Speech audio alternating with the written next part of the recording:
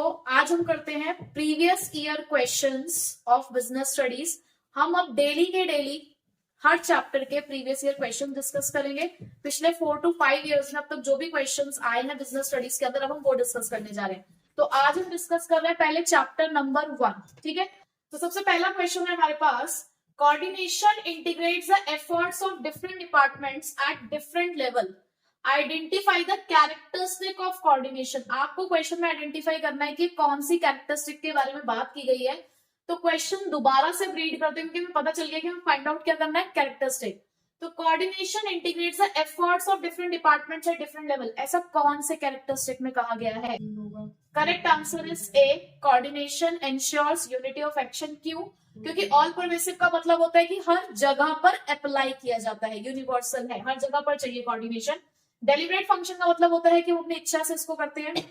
Responsibility of all the managers के अंदर है कि हर लेवल के मैनेजर की रिस्पॉन्सिबिलिटी है, टॉप लेवल, मिडिल लेवल और lower level.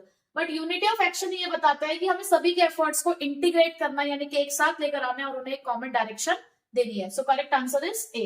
Next, so Umang was working as a production manager at LG Papers Limited. The company has launched the new eco-friendly paper straws in the market. He was given a target of producing 5,000 straws a day by the general manager. In spite of making the employees work overtime, Umang could not meet the target.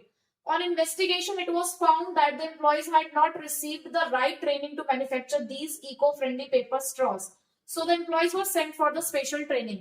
The function of management which helped the Umang in identifying that could not meet the target is planning, organizing, directing and controlling.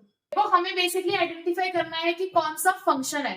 यहाँ उन्होंने कहा कि उमंग किसी एक जगह पर काम कर रहा है एज अ प्रोडक्शन मैनेजर और कंपनी ने कुछ इको फ्रेंडली पेपर स्ट्रॉस बनाने शुरू किए। ठीक है, और उनके पास टारगेट था कि उन्हें 5,000 स्ट्रॉस एक दिन में बनाने थे और इवन उन्होंने अपने एम्प्लॉइज को ओवर टाइम भी कराया, पर वो टारगेट तब भी अचीव नहीं कर पाए। इन्वेस्टिगेशन के बाद ये पता चला कि एम्प्लॉय को ना ढंग से ट्रेनिंग ही नहीं दी गई थी कि स्ट्रॉस किस तरीके से बनाए जाएंगे, तो अब उन्हें ट्रेनिंग के लिए भेजा गया।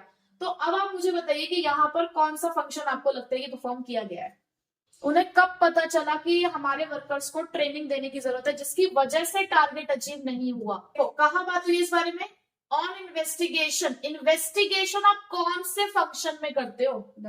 तो यहाँ पर इन्वेस्टिगेशन वर्ड ये बता रहा है कि ये कंट्रोलिंग है, तो करेक्ट आंसर इज कंट्रोलिंग। ठीक है, अब स्टेटमेंट वाला क्वेश्चन देखो।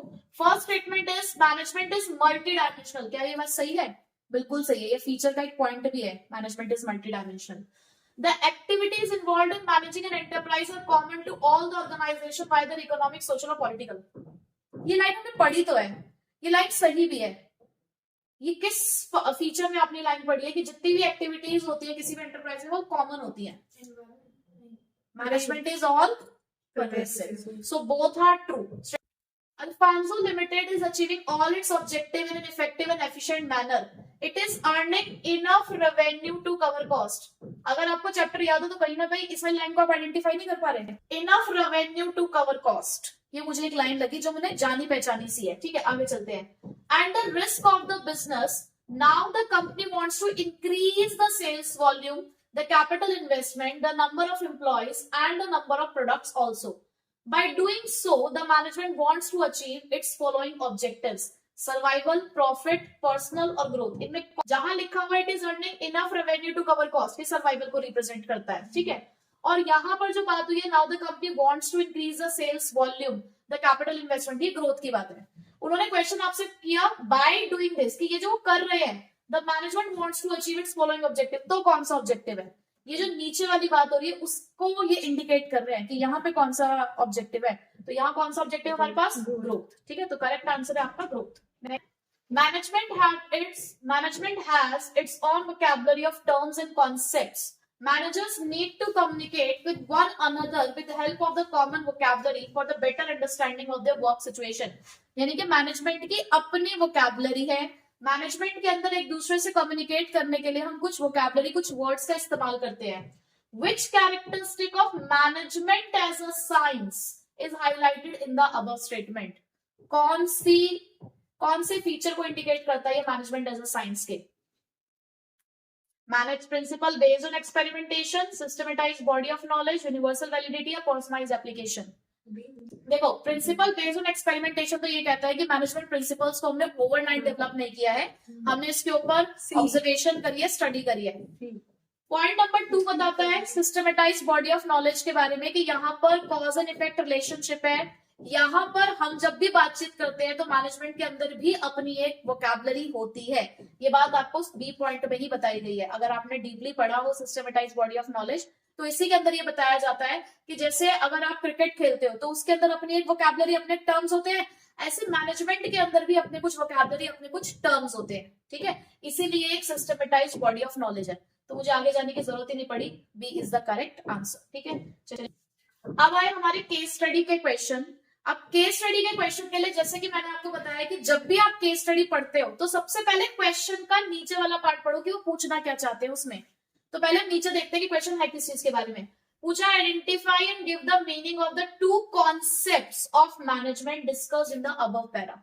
मैनेजमेंट के कोई कॉन्सेप्ट्स पूछे, मैनेजमेंट के कोई फीचर नहीं पूछे, इंपॉर्टेंस नहीं पूछी, कॉन्सेप्ट पूछे। ठीक है, तो देखते हैं क्या है।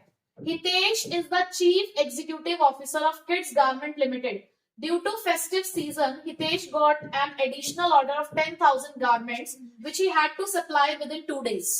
एक ऑर्डर मिला है, 2 दिन के अंदर अंदर कंप्लीट करना है। Due to his goodwill in the market, he didn't want to lose the order, so he decided to achieve the target by operating on the double shift. क्योंकि वो नहीं चाहता कि उसकी गुडविल खराब हो तो उसने क्या किया, डबल शिफ्ट पे लोगों से काम कराना शुरू किया। ही achieve the target and supplied the order within 2 days। Target भी अचीव हो गया, 2 दिन के अंदर अंदर पहुंच भी गया सामान। But due to the double shift his cost of production was higher than the regular production cost. I think समझ आ गया होगा। 2 कॉन्सेप्ट है मैनेजमेंट की, एफिशिएंसी और इफेक्टिवनेस। एफिशिएंसी क्या कहता है, मिनिमम कॉस्ट पे टारगेट को अचीव करना है, और इफेक्टिवनेस क्या कहता है, राइट टाइम पे अपने टारगेट को अचीव करना है। तो यहाँ हमने राइट टाइम पे तो अचीव किया but at a higher cost. So यहाँ पर ये जो 2 हमें कॉन्सेप्ट दे रखे हैं वो कौन कौन से हैं, एफिशिएंसी और इफेक्टिवनेस। तो बताइए हितेश इफेक्टिव है या एफिशिएंट है? इफेक्टिव है, एफिशिएंट। यस, हितेश इफेक्टिव है, एफिशिएंट नहीं है। नेक्स्ट क्वेश्चन हमारे पास बिल्कुल डायरेक्ट क्वेश्चन है। Science is a systematized body of knowledge that explains certain general truths and the operation of general laws. In the light of this statement, describe the management as a science. Simple सा question, आपको management as a science explain करना है। पहले आप science की definition देंगे जो कि ऊपर उन्होंने यहाँ पे दे ही दी है ऑलरेडी। उसके बाद आप फीचर ऑफ साइंस बताएंगे कि साइंस के फीचर क्या है। पहला, सिस्टमेटाइज बॉडी ऑफ नॉलेज। दूसरा, बेस्ड ऑन एक्सपेरिमेंटेशन। तीसरा, यूनिवर्सल वैलिडिटी। और उसी से कंपेयर करेंगे मैनेजमेंट को। आप बताइए, systematise body of knowledge exist करता है मैनेजमेंट में? बिल्कुल करता है, क्योंकि यहाँ पर भी अपनी वोकैबुलरी है, अपने टर्म्स हैं, कॉज एंड इफेक्ट रिलेशनशिप है, सब कुछ है। एक्सपेरिमेंट्स पे बेस्ड है या नहीं मैनेजमेंट के प्रिंसिपल्स? बिल्कुल है, ओवरनाइट डेवलप नहीं हुए हैं, बट आउटकम्स जो है मैनेजमेंट प्रिंसिपल्स के वो अलग अलग है। वैलिडिटी है मैनेजमेंट के प्रिंसिपल्स को? नहीं, क्योंकि आउटकम्स डिफरेंट होते हैं यहाँ पर, और क्योंकि फ्लेक्सिबल होते हैं मैनेजमेंट प्रिंसिपल्स तो यूनिवर्सल वैलिडिटी नहीं है। तो हम क्या कह सकते हैं, मैनेजमेंट एक सॉफ्ट साइंस है, एक इनएग्जैक्ट साइंस है। Management is a complex activity that has 3 dimension. Explain these dimensions. अब डायमेंशन देख के हमें बिजनेस एनवायरनमेंट पे नहीं जाना है। एक डायमेंशन का क्वेश्चन हमारे पास मैनेजमेंट में भी है, एक फीचर है मैनेजमेंट का। मैनेजमेंट इज मल्टी डायमेंशनल, जिसमें 3 डायमेंशन है उसके। कौन कौन से? Management of work, management of people, management of operation. तो 3 नंबर का क्वेश्चन है और 3 नंबर में आपको 3 पॉइंट एक्सप्लेन करने हैं। ठीक है, नेक्स्ट क्वेश्चन आया कोऑर्डिनेशन से। Coordination is needed at all the levels of management and it's the responsibility of all the manager. Basically आपसे 2 फीचर पूछे गए हैं कोऑर्डिनेशन के। ये जो यहां तक लिखा है, coordination is needed at all the levels of management, coordination is pervasive, ये वाला फीचर है। इसके आगे is responsibility of all the managers, ये भी प्रॉपर आपका एक फीचर है। तो 1.5 नंबर के हो गए आपके ये 2 फीचर्स, आपको यहाँ पे एक्सप्लेन करने हैं। नेक्स्ट क्वेश्चन है इसी की चॉइस में, explain any 3 reasons which clarify that management is gaining importance day by day. Basically यहाँ पे आपसे पूछी गई है इंपॉर्टेंस ऑफ मैनेजमेंट। तो आपके पास 5 इंपॉर्टेंस है। Management helps in achieving group goals, management increases efficiency, management helps in achieving personal objectives, management creates a dynamic organization और management helps in development of society। तो कोई भी 3 आप यहाँ पे एक्सप्लेन कर सकते हो। Next, coordination is the essence of management. किस तरीके से कोऑर्डिनेशन 5 फंक्शंस में आता है? पहले सबसे पहला फंक्शन कौन सा हमारा, प्लानिंग।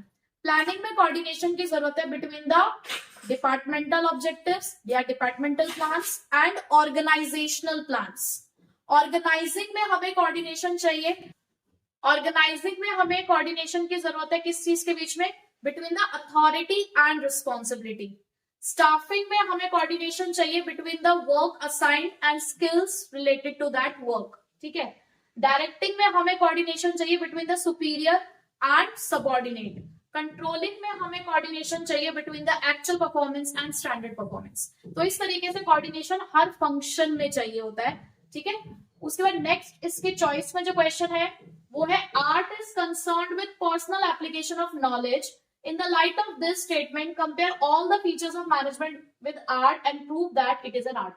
तो सबसे पहले आपको आर्ट के बारे में लिखना है, फिर उसके फीचर्स लिखने हैं। 3 फीचर होते हैं। पहला क्या है, एग्जिस्टेंस ऑफ थियोरेटिकल नॉलेज, दूसरा पर्सनलाइज्ड एप्लीकेशन, तीसरा based on practice and creativity. बताइए क्या इन 3 फीचर्स के बेसिस पे मैनेजमेंट आर्ट है? मैनेजमेंट में भी अपनी कुछ एग्जिस्टेंस है थियोरेटिकल नॉलेज की, हमारा मैनेजमेंट भी पर्सनलाइज्ड एप्लीकेशन है, हर मैनेजर अपने अकॉर्डिंग मैनेजमेंट का काम संभालता है। और तीसरा, जितना ज्यादा आप इसको प्रैक्टिस करोगे उतनी ज्यादा इसमें क्रिएटिविटी आएगी, ठीक है। देखो फिर से हमारे पास एक केस स्टडी का क्वेश्चन आया। हमें पहला काम क्या करना है, केस स्टडी को पढ़ने से ही पहला काम क्या करना है, पॉइंट्स देखने की किस चीज के बारे में question. Identify the level at which Rishitosh Mukherjee was working, यानी कि लेवल्स ऑफ मैनेजमेंट का क्वेश्चन है। कितने लेवल्स होते हैं मैनेजमेंट के? 3। कौन कौन से? टॉप, मिडिल और लोअर, ठीक है। नहीं, Rishitosh Mukherjee has recently joined the AMV Limited, a company manufacturing the refrigerators. He found that his department was understaffed and other department was not cooperating with this department of smooth functioning of the organization. देखो कहीं ना कहीं functions के बारे में बात हो रही है, कहीं ना कहीं पता चल रहा है कि ये किसी लेवल के फंक्शंस हैं। Therefore, he ensured that his department has the required number of employees and its cooperation with the other department is improved. अब देखो यहाँ पर उन्होंने क्या उसकी डेजिग्नेशन बताई कि वो किस डेजिग्नेशन पे काम कर रहा है, सिर्फ इतना बोला that Rishitosh Mukherjee is recently joined. But यहाँ पर उसके काम के बारे में बताया, क्योंकि वो काम क्या करता है, वो ये देखता है कि हमारा ऑर्गेनाइजेशन अंडर स्टाफ है, ओवर स्टाफ है, कॉपरेशन बना रहे। ये हमने किस लेवल के फंक्शन में पढ़ा है? Middle.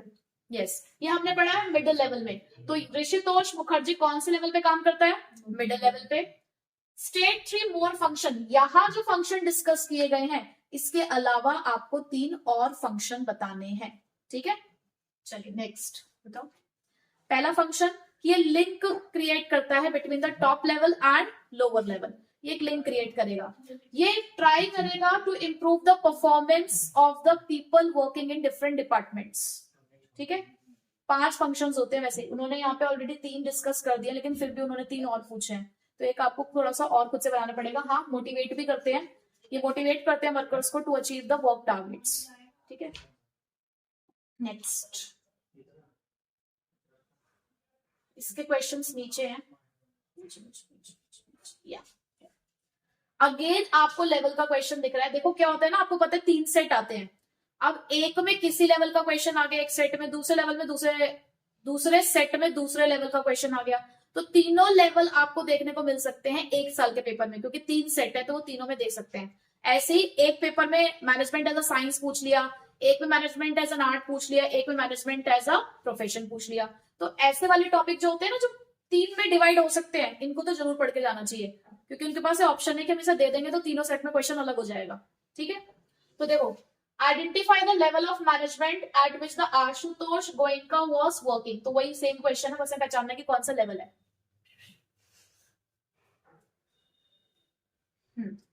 Ashutosh Goenka was working in X Limited, a company manufacturing the air purifiers. He found that the profit had started declining from the last 6 months. Profit has an implication for the survival of the firm. So he analyzed the business environment to find out the reason for this decline. कौन से level पे functions perform किए जाते हैं? सारे, जहां पे business environment को एनालाइज किया जा रहा है, प्रॉफिट के बारे में बात की जा रही है, फर्म के सर्वाइवल के बारे में वो लोग सोच रहे हैं। तो टॉप लेवल पे आशुतोष कौन से लेवल पे काम करता है? टॉप लेवल पे। कोई भी अदर 3 फंक्शंस आपको बताने तो क्या वो प्लानिंग करते हैं, रिसोर्सेज को अरेंज करते हैं, ठीक है, स्ट्रैटेजीज बनाते हैं कंपनीज के लिए, तो ये अदर 3 फंक्शंस भी आप लिख सकते हो, ठीक है। हमारे चैप्टर नंबर 1 से ये कुछ हमने देखा कि इस तरीके के क्वेश्चंस पूछे गए हैं। तो बेसिकली कौन कौन से टॉपिक आपको देखने को मिले? सबसे ज्यादा हमें देखने को मिला कोऑर्डिनेशन। तो coordination is one of the most important topic in chapter number 1, जिसे हमें छोड़कर नहीं जाना है। पूरा कोऑर्डिनेशन आप पढ़ के जाओगे। दूसरा, आप नेचर ऑफ मैनेजमेंट जरूर पढ़ोगे। Nature of management, art, science, बार बार पूछा गया, ठीक है। तो यहां पर हम लोगों ने कोऑर्डिनेशन प्रिपेयर करना है। दूसरा, हमें नेचर ऑफ मैनेजमेंट प्रिपेयर करना है, जिसमें आर्ट और साइंस को तो खास तौर से हमें प्रिपेयर करना है, ठीक है। तीसरा टॉपिक आपने लेवल्स ऑफ मैनेजमेंट को प्रिपेयर करना है। लेवल्स ऑफ मैनेजमेंट, इंपॉर्टेंस आप 4 पॉइंट याद कर लो, फीचर्स हैं 4 पॉइंट याद कर लो। तो इस तरीके से आपने इस चैप्टर को प्रिपेयर करना है। पता चल गया कि मेन टॉपिक्स हमारे क्या है, ठीक है। तो चैप्टर नंबर 1 के यही प्रीवियस ईयर क्वेश्चंस हैं। अगर आप इसको भी कर लोगे तो काफी हद तक आपका चैप्टर प्रिपेयर हो जाएगा, ठीक।